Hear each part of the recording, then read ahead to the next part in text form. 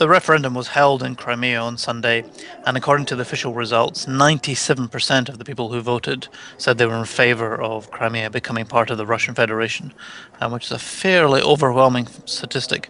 What happened in the US was that the US announced a series of sanctions on 11 individuals, seven of them senior Russian officials. The president as well spoke about it. And essentially, it's a calibrated response by the US there, starting to go after senior Russian officials, but not going after quite the most senior members of the Putin's inner circle, but also saying that they are open to negotiation with the Russians. They're willing to sit and talk about certain issues to do with the way that Ukraine is governed, but saying that it has to be in the conditions of if the Russian military is to stand down. And certainly in the broad terms, this is a huge foreign policy crisis, a huge challenge for the US, and a huge challenge for the leadership of the Obama administration, right across the board of everything that the administration is looking to deal with. This is a huge issue. It has the potential to leak into all these other problems. I mean, if you think about what he'd wanted to do in his second term, he said he wanted to focus a lot of attention on the pivot to Asia.